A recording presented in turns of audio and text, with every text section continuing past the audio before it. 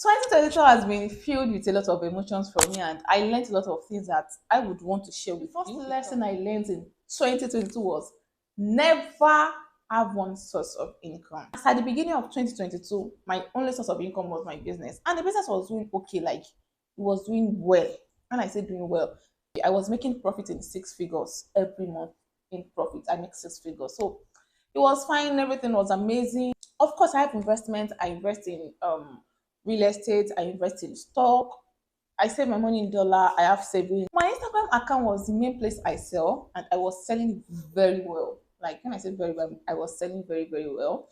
I think on the 19th or 21st of January, I got the worst mail any business owner would have gotten, which is, hello, we've taken down your Instagram account. Can you come? I can't tell you how I felt that day because 70% of my income comes from that Instagram. I have my WhatsApp group where people buy in wholesale and all that. But I had above 12,000 following on that page, 12.3 or something. And people were actually buying and they refer me back to back. It's not like they were buying. You can have 12K and you will not be making as much sales as I was making. So they were my target audience. They were buying.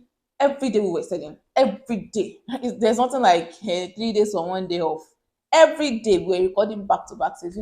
So the page was taken down and it hurt me a lot because I had high hope for Valentine. Valentine was coming up on the 14th of February. I had stock up. My goods were available.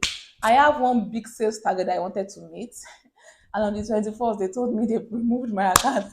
In fact, I have been running hard. Motivate run hard to pack. People will buy Valentine. So I got the mail. I was destabilized. I was down. I cried. I was not happy.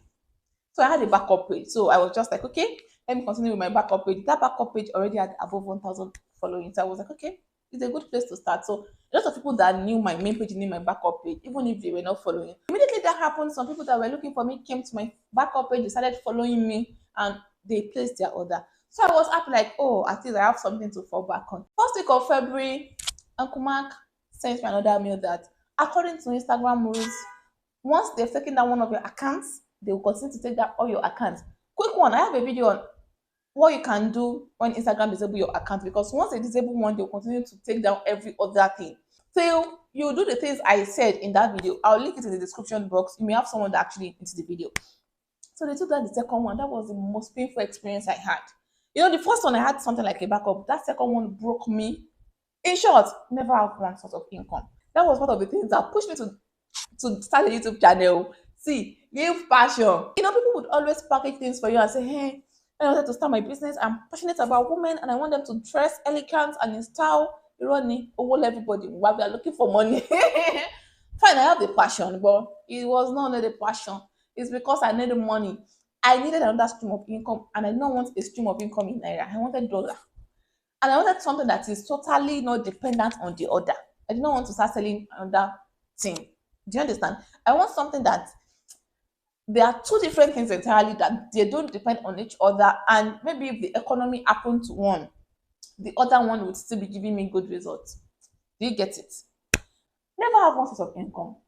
Maybe I'll make another whole video on this because I have a lot of things to say. But as a koto, let's jump to the next point. Next point is have savings. Do not think that the money would continue to flow. My mom would always say this thing like, "Oh, but if you go and come, when you get money, invest. When you get money, save. When you get money, buy shares, buy stock, buy land. If there's a rush of money to your direction, do not think that, oh, the money would always be there." And when I say do not think that everything would always flow in your direction, is because it's not because I am negative. No, it is because things change. When I started importing from China to Nigeria, dollar was 380 naira to dollar. I was selling bags and shoes. Someday I will make a video on why I stopped selling bags and shoes and why I sell gift item now. So then I was selling bags and shoes. Exchange rate was 380. Clearing fee was $3.8 per kg. Now exchange rate is 800. Clearing fee is $11 per kg. Within that 4 years, a lot of things have changed that would affect how much money you are making. So if you are available at that time when it was still in good condition and you can make a lot of money, as far as you are making that money, save, invest. Think of what you use that money to do that would give you increase. Don't say, this is not this business. We'll continue to make money. We'll continue to make money by the special grace of God. But factors change, economy change, Government change, policies come in, Instagram is there. Things are changing and it may actually not work in your favor. When you have money, invest, save. Say your only source of income was Instagram and you had and they started pulling down your account and that is where you make most of money. It's going to affect your lifestyle if you don't have a support system. And your landlord will not hear that, okay, sorry, sir. They can give you grace of a month, 2 months, but the time may not be enough for you to bounce back. So please save, save, save, save, save. I'm thankful for savings. Trust me. Savings is king because I was still expecting some new set of goods that I need to clear them. Instagram already dealt with me, so the sales was not as good as it was. And one thing about shipping company, if you leave your goods in shipping company, before you know it, some of your goods will be missing. You leave your goods for 3 months there. There's also demurrage. Once you did not pick up in 7 days, they would keep increasing your money. So save, please. Oh, all right, Camila Ragon. Oh my God, that was save.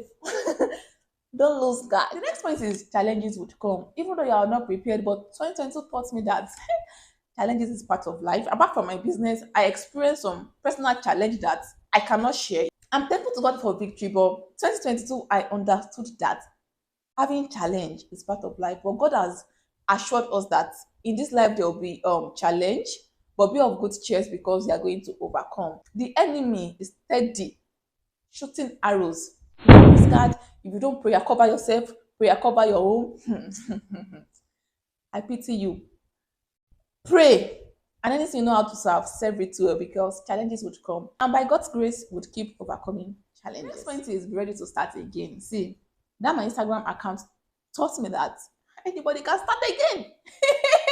Irrespective of where you are. Something can happen anytime and you can start again. It can be starting a new career different from what you've been doing. It can be leaving your abusive marriage relationship to a new one. Starting again is part of life. And when it comes, embrace it. You dey feel me? I'd love to learn from you. What did you learn in the year 2022? Please share with me in the comment section as I look forward to read from you. Thank you. The next point is it's okay if you do not meet your target. Year 2021, I had loads of targets that I met. Like 2021, I was crushing my target. I target this amount, I make this amount. I was exceeding my target. And about 5 months in 2021, I exited my sales target with a high margin. For instance, this month maybe I want to make 700,000 and at the end of the month I'm making 1.3 million. Like I used to exit that target with I exited Gino.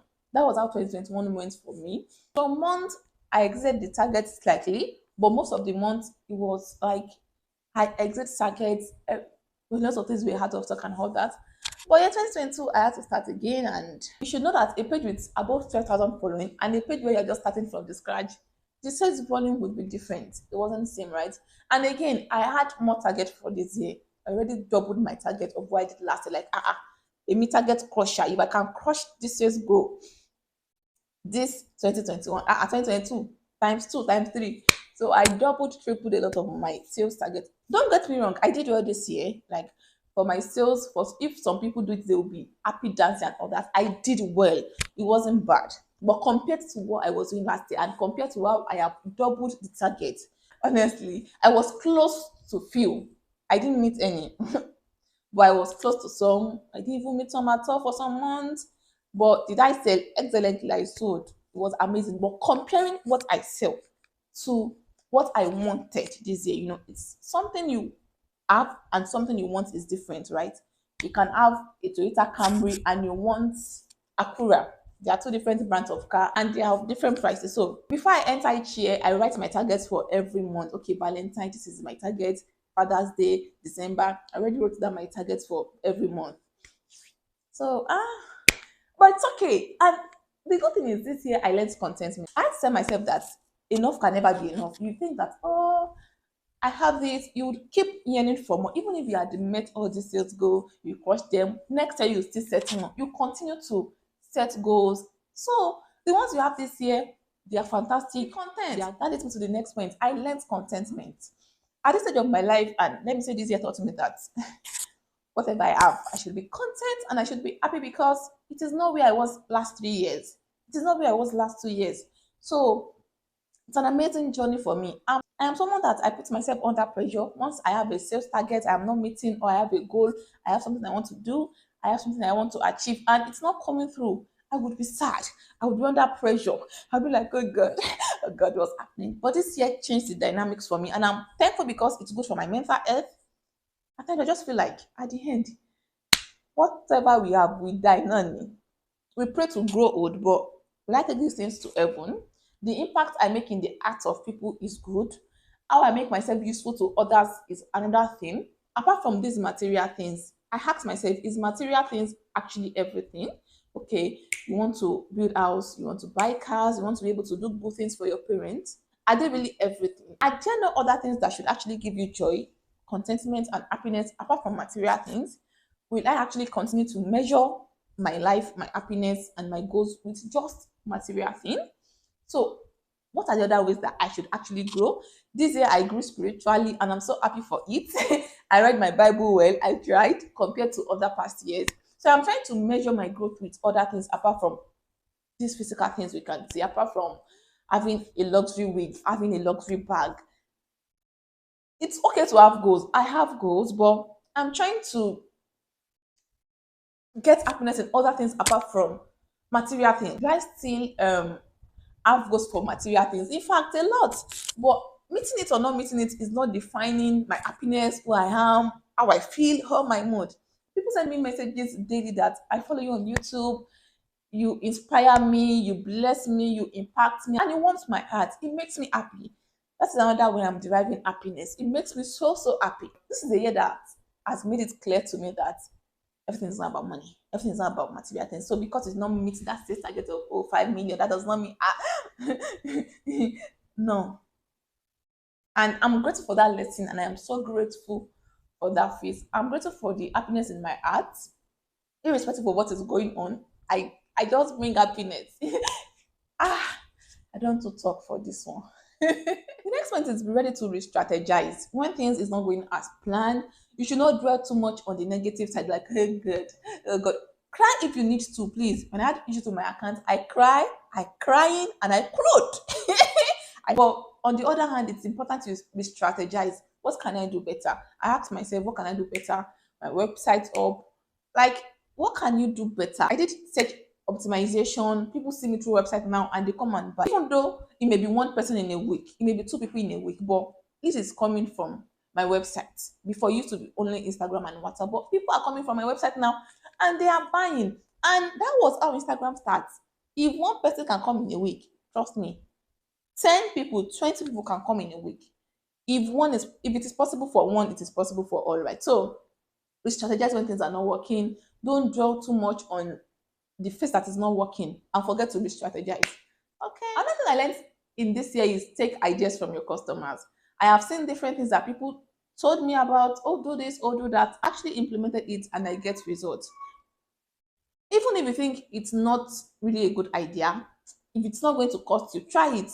If it doesn't work, you dump it, but don't shut down your customers. When they talk, think about it. What can I do about this? If they don't like something, remove it. Next point is take a break if you need a break. You don't have to kill yourself and say, hey, I've not made my target. See, this year I took breaks.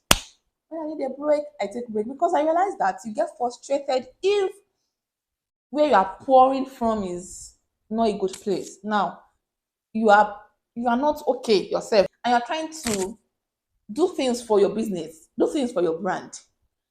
You have to be in a good mindset and in a good place before you can pour out and get good results. All I have to do that day is to watch Netflix, watch Showmax, take yogurt, eat chicken, enjoy my life. I'll enjoy my life. If I need break, I take breaks this year because I cannot come and kill myself. Please take break. See, and I can realize that if you did not take break and you are trying to do something out of frustration, when the result is not matching what you want to see, your frustration will not be raised to power 10. Let me give you an instance. When I first started my YouTube channel, then in February, I had menstrual pain one day. I think it was March. But I wanted to push out that video by fire, like, I'll push out this video. Without my menstrual pain, I was rolling on the bed. I was editing that video in pain, like, I'll push out this video. I put it out. I cannot forget. Next day after I posted that video, maybe I had only 5 views. Then my views were really bad. In fact, all of my videos in 48 hours, I could just have maybe 20 views. At least now, I do 500, 600 in 48 hours. So it pained me because I was thinking that that video would do well. I had more pain in my heart because I was not in a good place. I was in pain. The right thing for me to do was to take pain relief and sleep and relax. But I was bent on posting that video. It really frustrated me that, in fact, I felt like giving up on YouTube that time. It was really taxing emotional, like, oh my God, after my efforts, oh my God, I felt so pained because the result I saw was not matching, and because I did that thing in pain. Do you understand? So now, if I need to take a break, if you did not see video, did not see video, none here, I'll take a break. If I was in a good place and I did that video out of my comforts, if you did not do well, it's not going to pain me like that. Do you understand? So you have to be in a good place to do things. If you are not doing things from a good place, when the result did not match your expectation, you increase your frustration. Trust me, and it can make you take decisions that you're not meant to take for your business or for your brand. When it comes to business and marketing, this playlist consists of everything you need to know about business and marketing that would help you, guide you, and help you scale your business to the next level. Click, watch, and enjoy. Thank you for watching. I'll definitely see you in my next video. Bye bye.